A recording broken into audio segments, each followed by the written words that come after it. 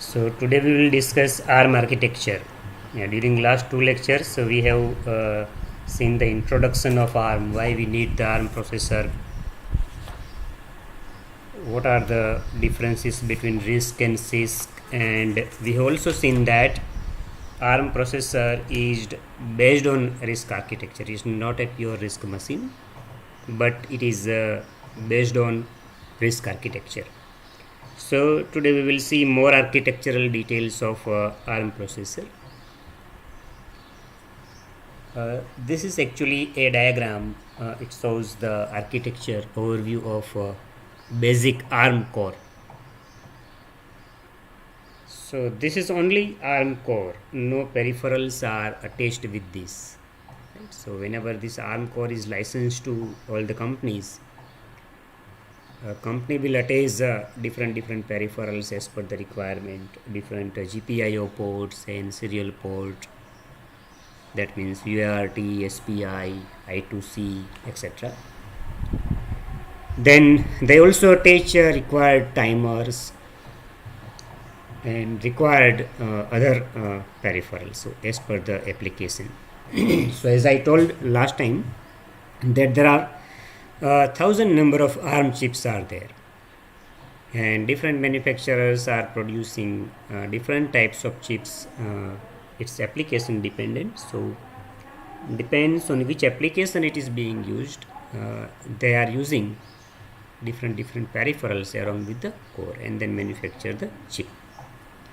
So today we are basically discussing the ARM core. Actually it's known as a ARM core. So all of you are very much familiar with the architecture of 8085 and AVR microcontroller. Most of you are very much familiar with that.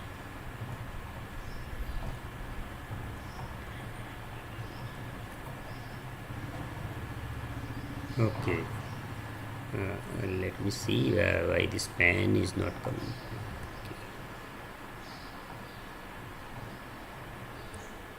Okay, in full screen mode only pen is coming. All right, no problem.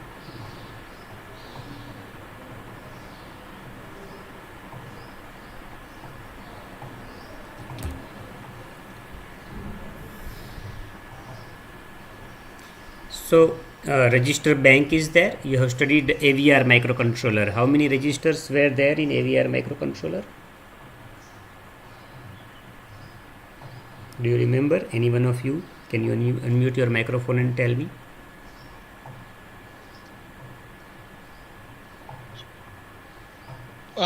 Register bank અને એક રજિસ્ટરની બેંકની અંદર 8 ટૂંકમાં હોય એટલે total 32. 32, very good, very nice. So it was having a R02, R7, then R8 to R15, and then so actually basically starting from R0 to R31, so 32 registers were there in AVR microcontroller, because it was also based on the RISC architecture. 8085 has a very few registers, like accumulator, then register B, C, D, E, H and L. These are the very few registers are available in 8085 microprocessor, but in AVR large number of registers are available. In ARM also, in this register bank there are 37 registers are available, and out of 37 registers only at a time 16 are visible. Okay.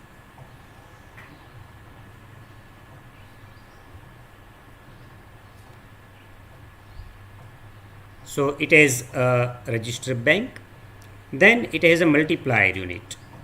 So these register banks basically what is the purpose is to store the processor stat. It has 2 read ports and 1 write port.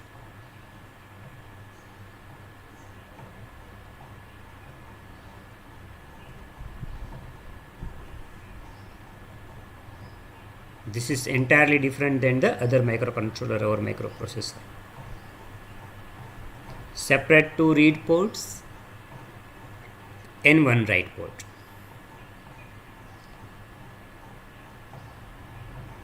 Now sometimes you will surprise why you require 2 read ports, why not only 1 read port.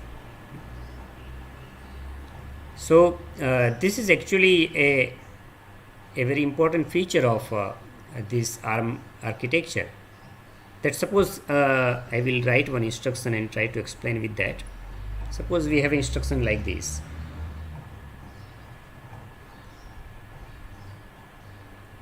Add R1, R2, R3. So in this case, what this instruction will do, it will do the summation of R2 and R3 and saves result of summation back to the R1. Then there are instructions like this also. Move R1, R2, logical shift left by 2-bit position. In this instruction, what it will do, it will rotate this content of R2 2-bit position on the left side. So it is a logical shift left. So 2-bit position, it will move the R2 to the left side. So essentially it means that it will multiply R2 by 4. And then after multiplying it by 4, it will transfer to the R1. So essentially the result of this instruction will be, the 4 into R2 will be transferred to R1.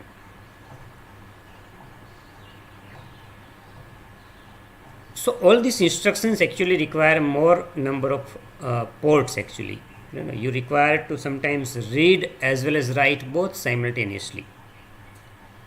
Then sometimes you require to read one register from two different bus simultaneously. So you require 2 ports actually, right? Let me switch back to the architecture again.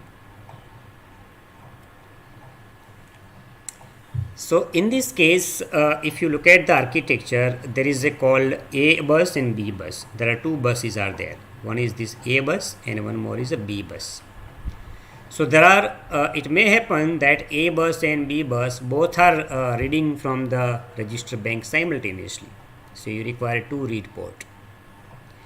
And whenever this content is given to ALU, arithmetic and logical unit, it will perform the arithmetical and logical operations on the register content. And then whatever the result is there, it will be written back to the register bank. So you require a write port also. So that's why, because sometimes A bus and B bus both will require data from the same register, then you must provide a 2 read ports. And after doing the arithmetic and logical operations, we need to write the result back to the same register. So you require to provide one write port. So all the registers in a register bank, it has a 2 read ports and 1 write port. So it's a very important feature, and normally this is not there in AVR or in 8085. Okay. Then there is a barrel shifter, which is used to shift or rotate one operand by any number of bits, and it is a combinational circuit which maximizes the hardware use. Can anyone tell me what is the difference between sequential circuit and combinational circuit?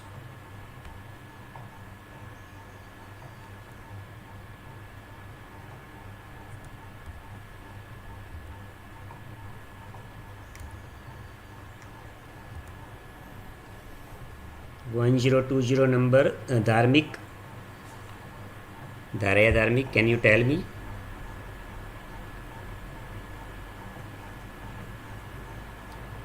Yes, sir. Can you tell me what is the difference between sequential circuit and combinational circuit? You must have studied that in digital electronics. Sequential circuits means it is having a flip-flops, and we are providing clock, and at every clock it performs some operations. It remembers previous state also, right? And combinational circuit, output depends only on a status of present input, right? It doesn't have any memory, correct? Remember the difference, or you forgot? Combinational circuit, sir, is independent of time. Independent of time. Very good. Time, sir. Yeah. It doesn't require a clock, so it is independent of time. So as and when you provide the input, it will suddenly provide the output. So it is very fast, right? So let's say barrel shifter, if it is a combinational circuit and if you want to shift by 4-bit position, you don't require a 4 clock pulse. In sequential circuit, if you want to shift your data by 4-bit positions, you require 4 clock pulses. Here you don't require 4 clock pulses, right? Within a single clock pulse also you can. So this operation will be performed by barrel shifter. LSL2, this operation will be performed by barrel shifter. It is a combinational circuit. What it will do, for example, let me say explain with example. If your R2 content is, let's say 0010 1100, then what this barrel shifter will logically shift by 2. So it will this data will become 10110000. So ultimately this data is multiplied by 4 and we are getting this. So this is actually a new value of R2 after performing this LSL operation, and this R2 will transfer to the R1. So now after executing this instruction, move instruction, your R1 will become 10110000. So essentially R2 will be logically shifted 2-bit position on the left side, and then the new content of R2 will be transferred to R1. So that's why R2 is connected to the B bus, because in a B bus actually your barrel shifter is there. So this LSL instruction only work with the B bus, because if you look at the architecture, it is connected with the B bus. Here you can see that your barrel shifter is connected to the B bus.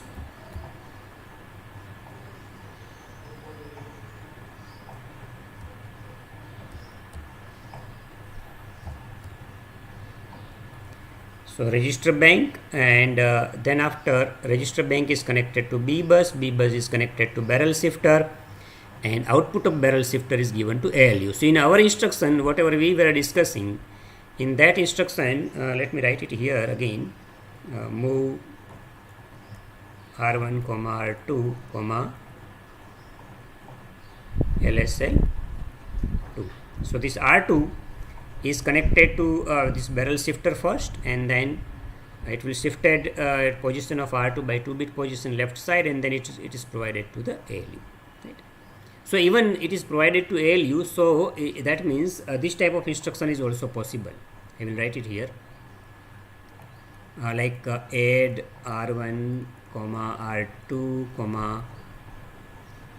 LSL and #2. This is also possible, right? So in this case, what will happen? R2 will be logically shifted 2-bit position, so it will be multiplied by 4 and then added with R1.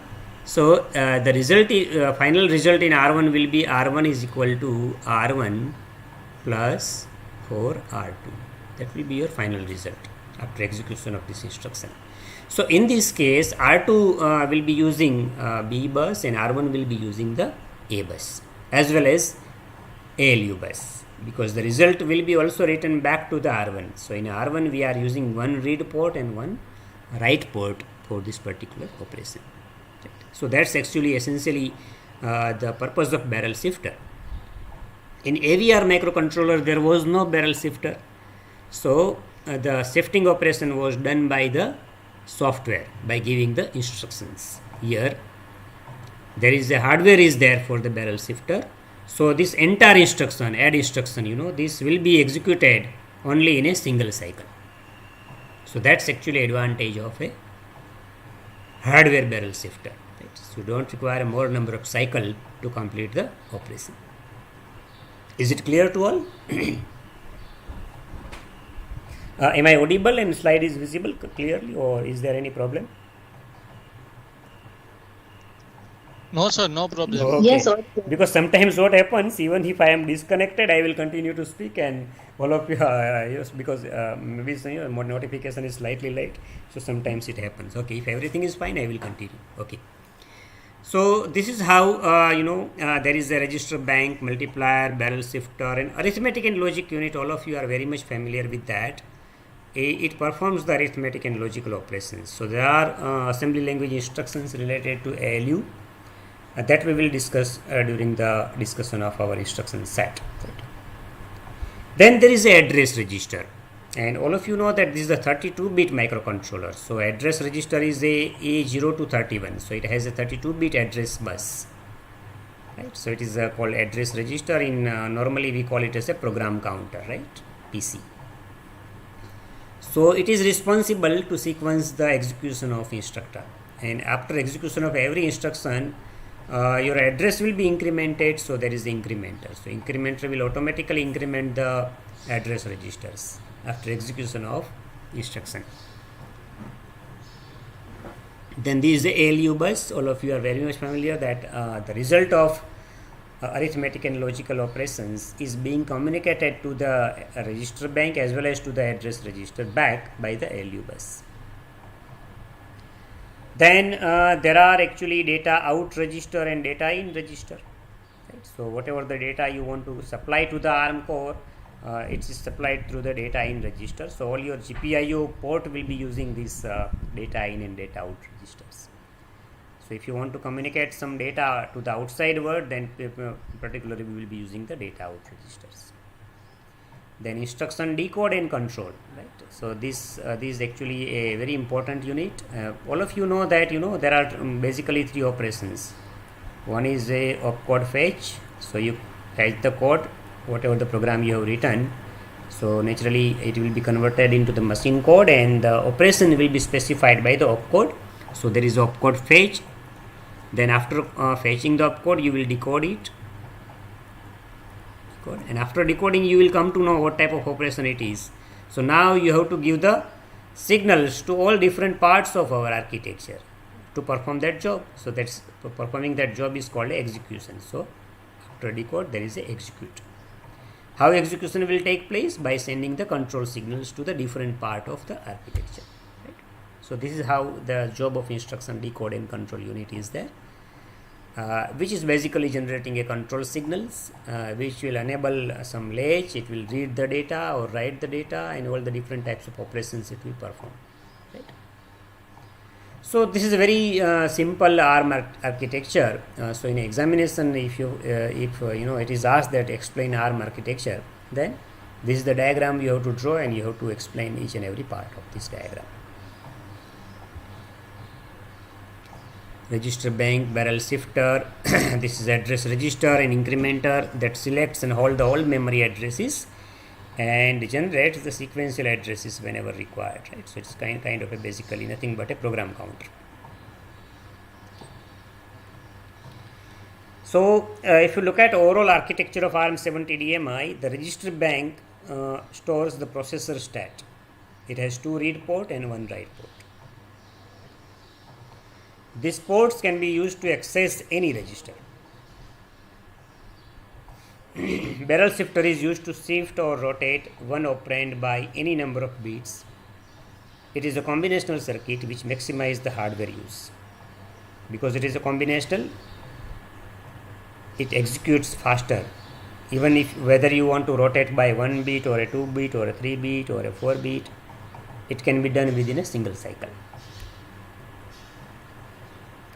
Address register and incrementer selects and hold all memory addresses and generates the sequential addresses whenever required. So whatever the program you write, your execution always starts from 000. All of you know that after once you reset the microcontroller, the execution will start from 000. And then after, if you give the branch instruction, then it will branch to corresponding location and start execution from there. Otherwise, it will just sequentially perform, execute all the instructions one by one. The sequential execution will be taken place by this particular register.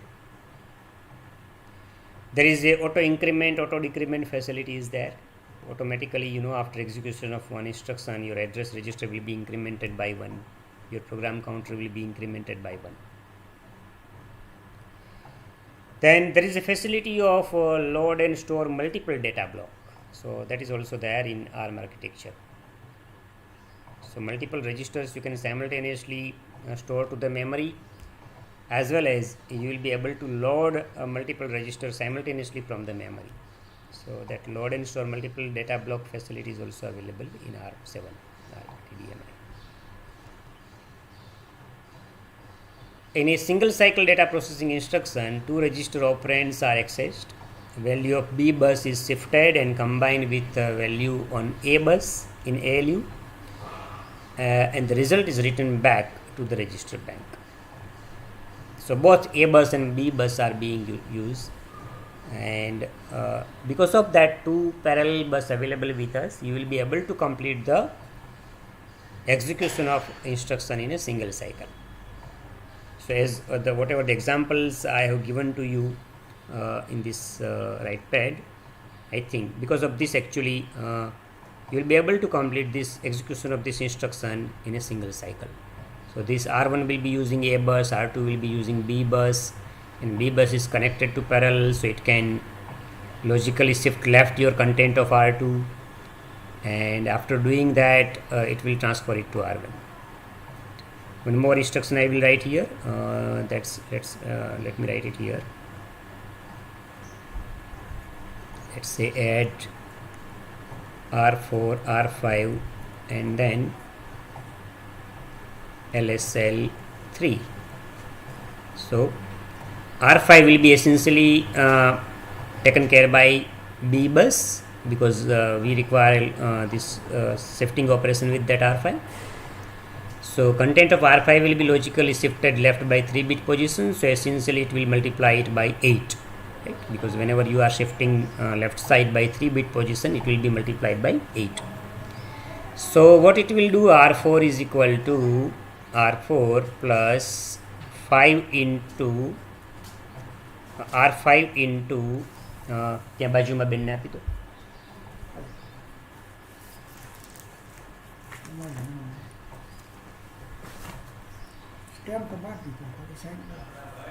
એ આ શુક્લાજી આ લઈ લો ને, મારે lecture ચાલુ છે.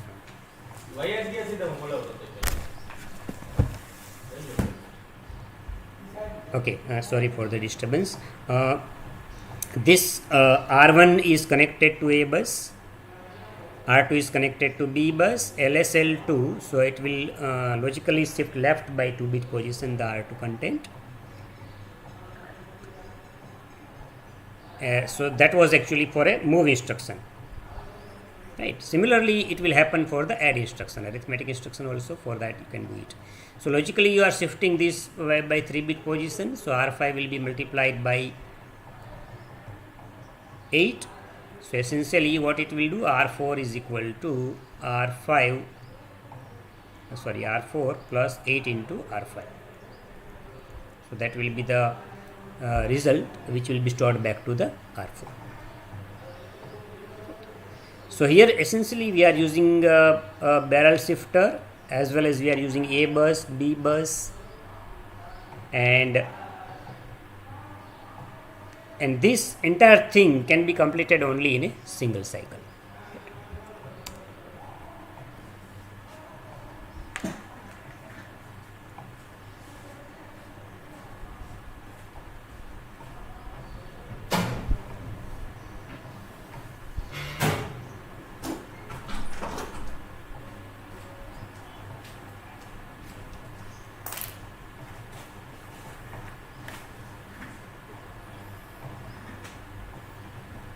Okay, any doubt in this?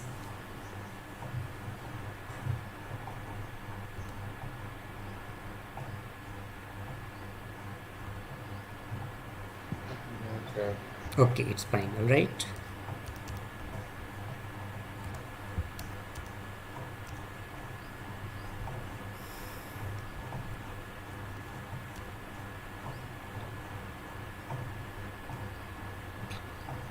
Then program counter value will be there.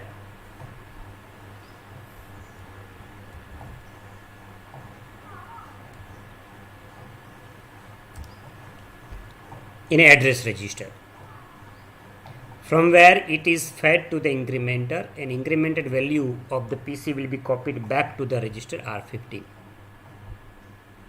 So in ARM, actually ARM 15, basically it is having a copy of program counter in it.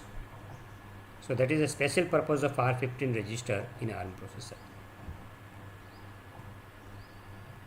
This is actually a simplified block diagram of ARM chip.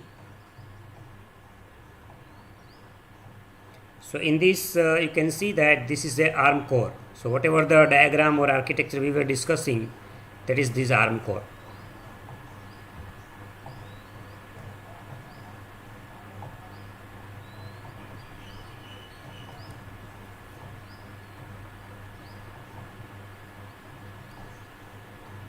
And then only this ARM core is not sufficient to develop any application. So you require so many things along with the ARM core.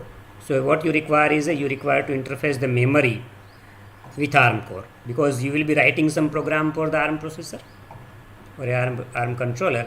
So for that you require a flash memory where your entire program will reside. So your program code will be there, and that program code will be executed one by one, but ultimately you have to you require that. So inside the chip, along with the ARM core, you require a flash memory as well as SRAM both.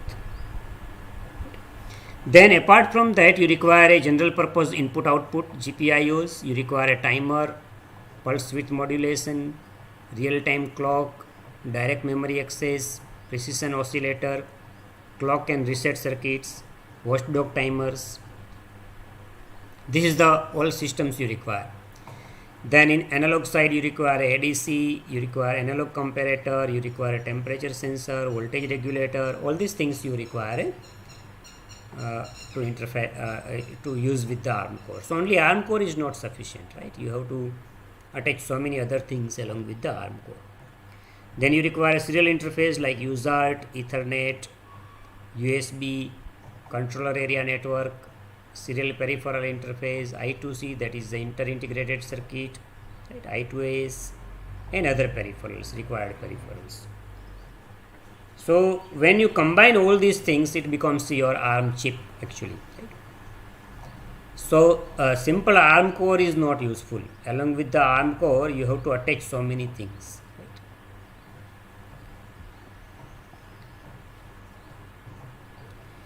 So let's look at how many registers are there with the ARM processor.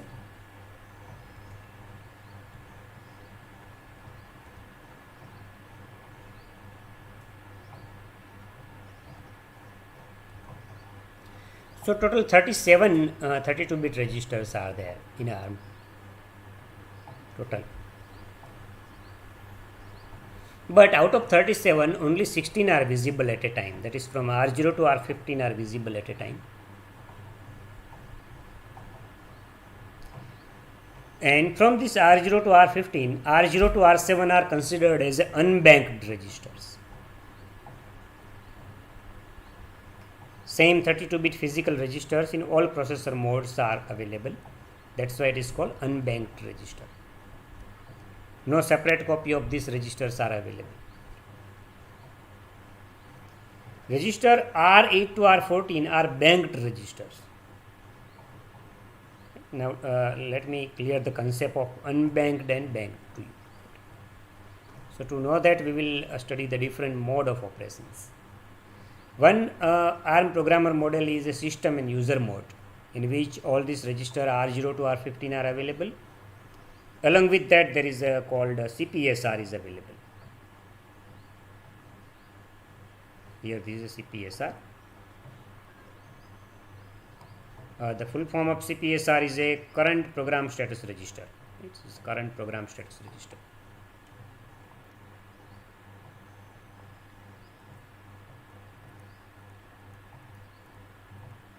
Current program status register. In AVR it was known as a status register, S register, and in 8085 it was known as a PSW register, right? Program status word.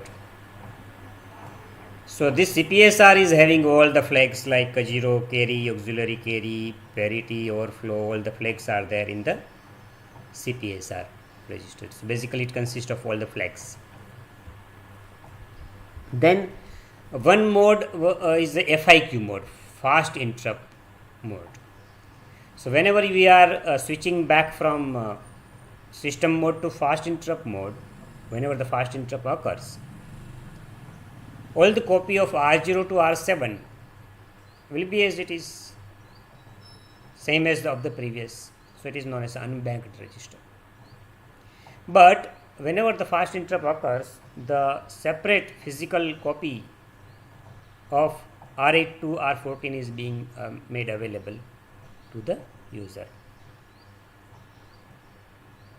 Fresh copy of register is available.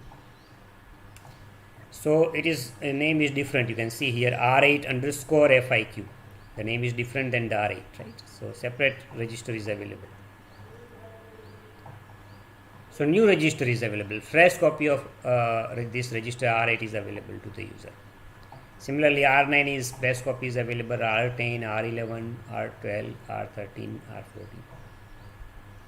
That means if you are entering into the interrupt mode, you don't require to store all these registers in a stack memory because the fresh copy is already given to you. Whenever you will return from interrupt mode to normal mode again, your previous copy is already there. So no need to store all these registers into the stack area. So what is the advantage here is that because you don't require to store these into the stack memory, it saves lot of time. Your interrupt execution will become much faster. Otherwise, what will happen whenever interrupt will come, you have to waste some time to store all this register into the stack, and then after only your interrupt execution will start. But here you can start interrupt execution immediately because you have not to worry about storing the content of R8 to R14 into the stack memory because fresh copy is given to you. Fresh copy is given to you. You can use it into the interrupt routine. So you use this all register in a ISR, interrupt service routine. And once your job is over, whenever you are going back to your main program again, your original value of R8 to R14 are still there. So you don't have to worry about saving the content of register in a stack. So that's the advantage here. So that's why these registers are called as a banked register because separate bank is available to you, right? Bank register. So is this concept is clear or any doubt?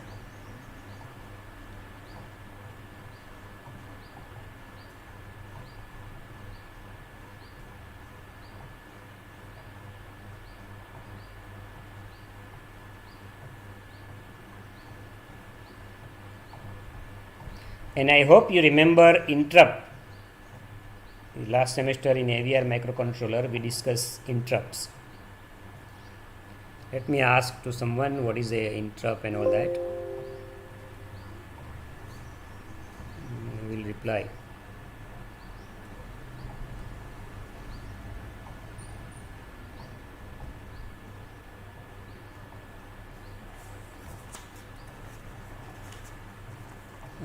Salini 1070 number, can you explain what is interrupt?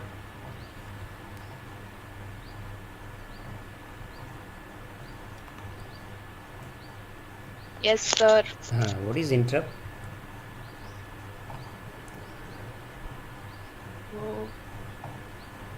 No idea, sir. No idea, right? So you are doing some work now, yeah? Whenever this lecture is going on, what you are doing? તમે શું કરતા હતા? I'm listening to the lecture. You are listening, right? Now suddenly I ask you to speak. Yes. So that is a kind of interrupt for you, right? Yeah. So Yes. So initially you are using your ear. Now you are also using your mouth, right? Because you want to speak. You are asked to speak. So that's why actually this is a kind of a interrupt, right? And suppose if you are, let's say you are attending this online lecture, and meanwhile if your lunch is ready, and your mummy will call you for a lunch, then that is also a kind of interrupt for you. So what you will do, you will just switch off the microphone and switch off the camera, and then it may be possible that you will take a lunch. So that is the kind of interrupt for you. So and then after completion of lunch, again you will come back to attend the session. So actually you are returning to the main program again. So in a microcontroller, whenever there is a interrupt, your program will jump to the interrupt service routine, where some different program is written. It is also a set of instruction written there, and after completion of that instructions, again it will come back to the main program. But sometimes what will happen is that in a main program you are using some registers. Let's say you are using R8, R9 and R10, and if you are switching to the interrupt location where you are executing a few instructions, but in that instruction if you want to use R8, R9 and R10, then in a normal controller like AVR and other, a fresh copy of register is not given to you. So it's your programmer's responsibility to save the content of R8, R9 and R10 to the stack area if you want to use it in an interrupt routine, because you are also using the same register in a main program, and that the content of that register should not be destroyed in an interrupt routine. So what you do, you save the previous copy of main program to the stack memory, then you use that registers in your interrupt routine. Once your interrupt routine is over, you will go back to the main program again, and then in a main program you require an old copy of your R8, R9 and R10, so you will get it from the stack memory. So what you require here, that you have to, whenever the interrupt comes, you have to save the registers in a stack area, and that is in 8085 you frequently require that, because in 8085 very few registers are there, and if you require some operation to perform, you require a more number of registers, but registers are not there. So for that purpose you require to use one register a number of times. So in that case you require to save the register in a stack area frequently. But in ARM actually you don't require this, because fresh copy of register is given to you, and because the fresh copy is given to you, you don't require to store the value of register in a stack. And that's why this R8 to R14 is known as a banked registers, right? That's why it is a bank register. Okay. So that's why it is written here that R8 to R14 is a bank register. So now bank and unbank is clear concept, Salini? Yes, sir. Okay.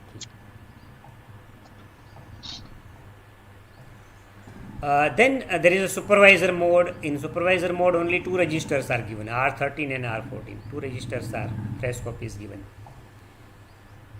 And suppose in your supervisor mode if you want to use R0 to R12, then you have to save that in a stack memory, because fresh copy is not given to you. Right. In abort mode again R13 and R14 different copies given to you. Everywhere SPSR is given to you. SPSR is a saved program status register. CPSR is a current program status register. So whenever mode will change, CPSR will be copied into the SPSR, so that in a current program, current mode, you can use the CPSR. Then similarly in IRQ mode, you have a fresh copy of R13, R14 and SPSR. Undefined mode also R13, R14 and SPSR. Don't worry about this mode. This mode we will discuss in detail. Right? What is this FIQ mode? What is this supervisor, abort, IRQ, undefined? Why all these modes are there, and in which conditions this mode will be executed? All that we will discuss.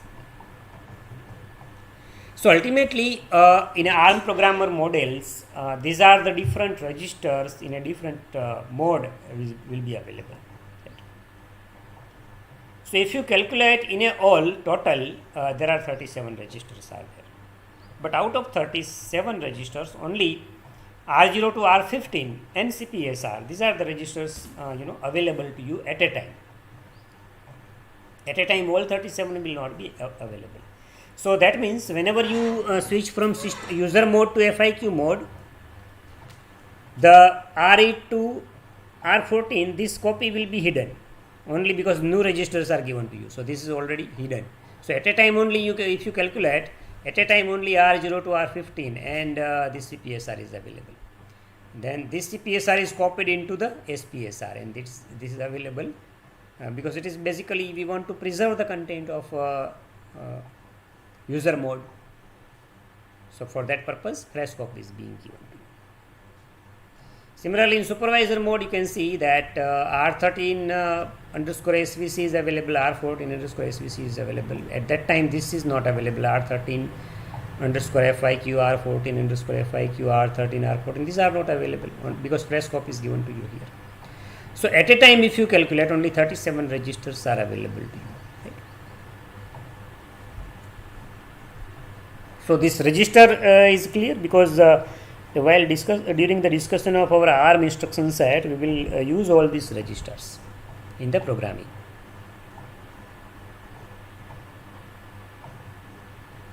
If you have any doubt, you can ask. Okay. So now in ARM registers, there are special roles are there. Like in a hardware, R14 is having a special role of a link register. So R14 will act as a link register, and it optionally holds the return address for the branch instructions. R15 is having a special role of program counter, and in a software part, R13 is having a special role of a stack pointer. So basically, R13 will point the stack memory. Program counter R15 will point to the current execution of the instruction, and R14 will be acting as a link register. So whenever you are executing subroutine, and then whenever you want to come back from the subroutine to the main program, at that time R14 will be useful. So whenever you are calling a subroutine, your program counter is copied to the R14. So the current status of execution will be stored in R14. And after execution of subroutine, if you are returning to the main program again, then your PC will be replaced by R14 because you want to come back to the main program. So for that purpose, R14 will be copied to the program counter so that you can return from interrupt routine to the main program again. So role of link register is very clear, or is there any doubt?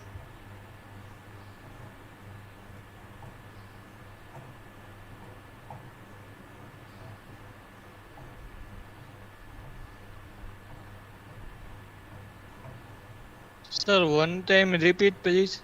Okay, sure. I will explain it with help of example so that it becomes very clear. Okay, let me write some instructions here. For example, there is a location 000. There is a one instruction called move R1 R2. Location 0001. There is an instruction called add R2, R3, R4, and then after at 0002, let's say there is an instruction called branch instruction B loop. B is unconditional branching operation. So in a loop, actually the location of this loop is, let's say, 0050. Okay, and at that loop instruction there is one more instruction. It's, let's say, sub R2, R3, R4, and some few more instructions are there. And then let's say it has few more instructions, and at 59 it completes, and then I am writing one instruction called move PC LR to PC. So now see, this was your main program, right? This is main program, and this is your subroutine which you are calling from the main program. In this subroutine, we are basically taking a jump, right? So the jump can be taken either by this branch operation, or you can take a jump by call instructions. All of you have studied rcall and all these instructions there, right? So you can also use the call instruction. So at that time actually this is the content of your program counter. It was 000, then after for next instruction it is 001. Then after, whenever you are calling the subroutine, then this program counter has to change from 0002 to 0050, because you have to now execute the subroutine. So this at 0003 again a few more instructions are there. Let's say multiply R1, R2, R3 and so on. So after execution of this subroutine, you have to return to the main program. But your PC value has changed because you are calling subroutine here. So PC is changed from 0002 to 0050. And after completion of this subroutine, what you require now PC to be 0003. So what will happen, as and when you call the subroutine, the value of PC will be copied to the link register. So at this point actually the value of PC will be copied to the link register. That means value of R15 will be copied to the R14. So that's why R14 is a link register. Now it remembers from where you left actually for the subroutine. So while coming back from the subroutine to the main program, what will be there? LR will be copied from the, so LR, content of LR will be copied to the PC. What was LR? LR was 0003. So 003 will be copied to the PC. So now you will be able to come back from the subroutine to the main program. So while going from main program to subroutine, the PC will be copied to the link register. PC is what? R15. Link register is what? R14. So R15 will be copied to the R14. R15 will be copied to the R14. And whenever you are coming back from subroutine to the main program, what will be done? Link register will be copied to the PC. That means it is essentially very much similar like move R15, R14. R14 is a link register. It will be copied to the R15. And when you do this, automatically you will return to the main program from the subroutine.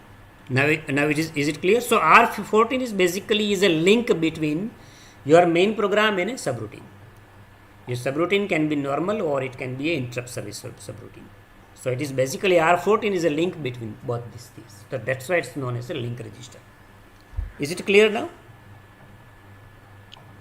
Yes sir આપણે આવું સિસ્ટમમાં થાય જ છે અત્યારે. થાય છે ને, બરાબર. So basically in sir, AVR actually we give the return instruction RET, right? AVR માં આપણે RET instruction આપીએ છીએ. ARM ની અંદર આવી કોઈ રિટર્ન ઇન્સ્ટ્રક્શન નથી, એટલે આપણે રિટર્નની જગ્યાએ આવી ઇન્સ્ટ્રક્શન આપીએ છીએ. તમે કંઈક શેર કરતા હતા, ક્યાં આગળ આવું થાય છે? એટલે સર આપણે લાઈક ગમે માઇક્રોવેવ કે વોશિંગ મશીન નો પ્રોગ્રામ હોય એમાં આપણે ડિફરન્ટ ટાઈપ ના ખબર હોય તો ફંક્શન આવે. Yes yes. એ ફંક્શન એટલે એક ટાઈપ નો મેઇન પ્રોગ્રામ થયો ને ફંક્શન ની પછી આપણે સ્ટાર્ટ દબી થઈ પછી જે એક્ઝિક્યુટ થાય એ આપણું સબ રૂટીન થયું. બરાબર છે, perfect. So there are many subroutines in a one program. there are many subroutines are there. તમે એને કોટન ઉપર રાખો તો કોટનના કપડા માટે કોટન ઉપર રાખો છો, વૂલ ઉપર રાખો છો. So depending upon that the timing will be decided and corresponding loop will be executed. So it is happening. Practically you require everywhere this interrupt routine, subroutines you require. So there will be one main program running continuously, and while the main program is running, you are calling many subroutines in between, right? Depending on the requirement. Okay. But for the switching from main program to subroutine, you require something. And that's actually very important in ARM is a link register. It's very important in ARM, right? So I hope now it's very much clear to all. Sir.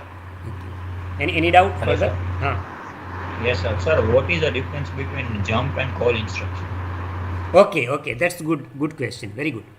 Now in a jump, if you take a jump, let's say I have taken here branch.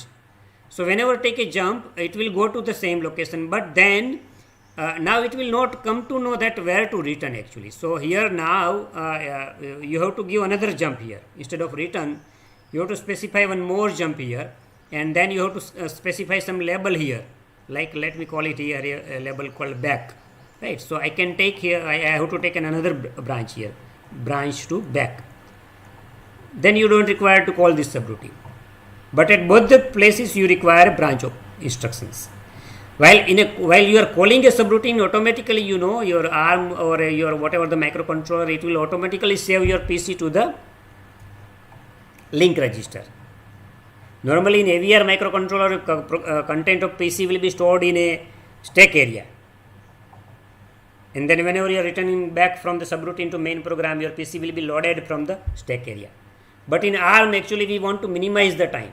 Suddenly we want to jump, so that's why that is R14 is given, link register is given. So R15 will be copied into R14 whenever you will call the subroutine. But if you take the branch, it will not be done. So manually you have to do. That's only a difference. Otherwise there is no difference. Functionally, both is same. In one case you have to take care. In other case, microcontroller itself will take care. Is it clear difference? Okay, sir. Okay, yeah. Thank you. All right. So I think I will stop here now, and at 2 o'clock today we will meet for the lab session. Right? So I will guide you what you have to do during the lab experiment. Today I will explain you the